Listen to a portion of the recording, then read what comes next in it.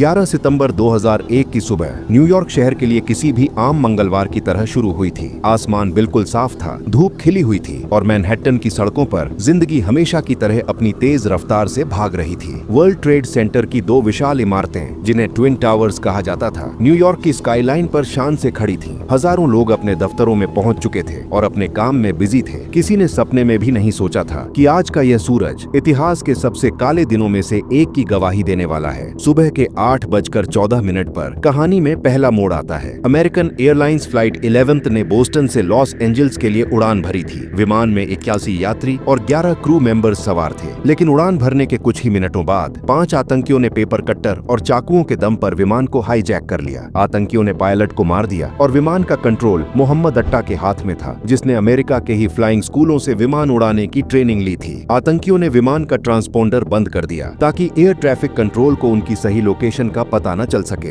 New York की सड़कों पर लोग अपने काम में मशगूल थे कि तभी अचानक आसमान में एक बड़े विमान के इंजन की तेज गड़गड़ाहट सुनाई दी। सुबह के 8:46 पर फ्लाइट 11 सीधे वर्ल्ड ट्रेड सेंटर के नॉर्थ टावर से टकराई। एक जोरदार धमाका हुआ और टावर के ऊपरी हिस्से में आग का गोला बन गया। हजारों गैलन विमान का ईंधन आग में बदल गया। शुरुआत में स्थानीय पुलिस और मीडिया को लगा कि शायद यह कोई तकनीकी खराबी से हुआ भीषण हादसा है। It's 8:52 here in New York. I'm Bryant Gumbel. We understand that there has been a plane crash on the southern tip of Manhattan. You're looking at the World Trade Center. We understand that a plane has crashed into the World Trade Center. Fire fighters की टीमें तुरंत tower की ओर दौड़ पड़ी, लेकिन tower की ऊपरी मंजिलों में फंसे लोगों के लिए निकलने के सारे रास्ते बंद हो चुके थे। पूरी दुनिया की नजरें अब टीवी स्क्रीन्स पर जमी थीं और नॉर्थ टावर से निकलते काले धुएं को लाइव दिखाया जा रहा था। तभी ठीक 17 मिनट बाद इतिहास का सबसे डरावना मंजर लाइव कैमरे पर कैद हुआ। सुबह के 9:03 पर दक्षिण की दिशा से एक और विमान यूनाइटेड एयरलाइंस फ्लाइट 175 तेजी से आता हुआ दिखाई दिया और देखते ही देखते वह सीधे साउथ टावर के बीच घुस गया।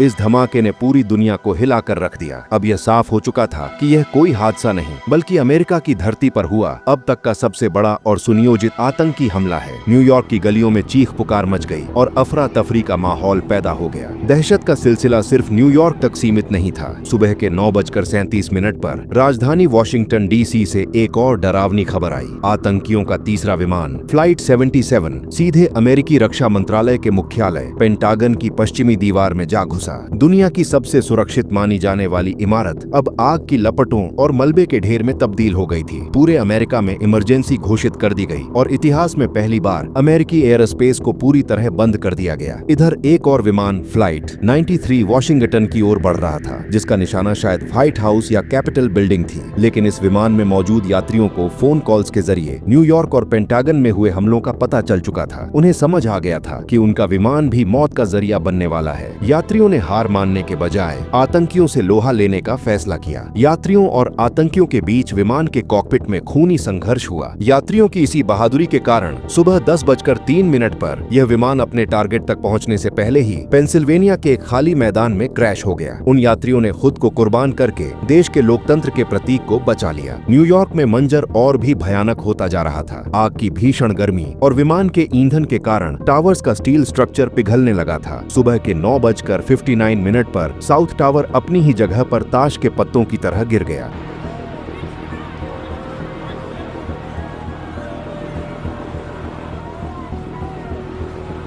केवल 10 सेकंड के भीतर 110 मंजिला इमारत मलबे के ढेर में बदल गई। इसके कुछ ही देर बाद सुबह 10:28 पर नॉर्थ टावर भी पूरी तरह गिर गया।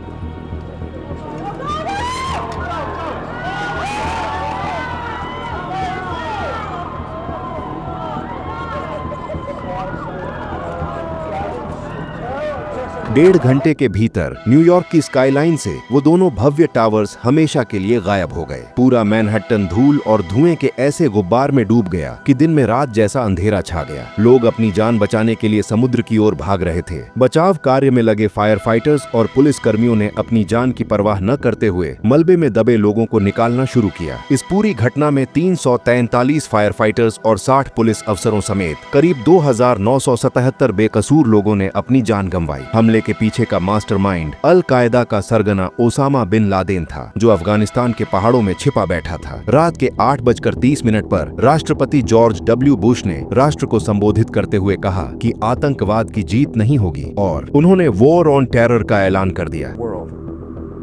And we stand together to win the war against terrorism. Tonight I ask for your prayers for all those who grieve. सालों तक चले इस ऑपरेशन के बाद आखिरकार 2 मई 2011 को अमेरिका ने इंसाफ किया। अमेरिकी नेवी सील्स ने पाकिस्तान के एबटाबाद में एक सीक्रेट मिशन चलाकर ओसामा बिन लादेन को मार गिराया। The United States has conducted an operation that killed Osama bin Laden, the leader of Al-Qaeda. 9/11 की यह घटना आज भी दुनिया के इतिहास का सबसे दर्दनाक अध्याय है, जिसने न केवल सुरक्षा के कायदे बदले बल्कि इंसानियत को यह सोचने पर मजबूर कर दिया कि नफरत की आग कितनी तबाही ला सकती है। आज जहां वो टावर्स खड़े थे, वहां बना ग्राउंड जीरो मेमोरियल उन सभी मासूमों की याद दिलाता है जिन्होंने उस काले सवेरे में अपनी जान गंवाई थी। 9/11 और उसके बाद शुरू हुए युद्ध की वजह से अमेरिका और अफगानिस्तान दोनों जगह कई निर्दोष लोगों की जान गई। तो ये थी कहानी अमेरिका के सबसे बड़े टेरर अटैक की, जिसने दुनिया को पूरी तरह बदल दिया। अगर वीडियो अच्छा लगा हो तो लाइक और सब्सक्राइब जरूर करें। धन्यवाद।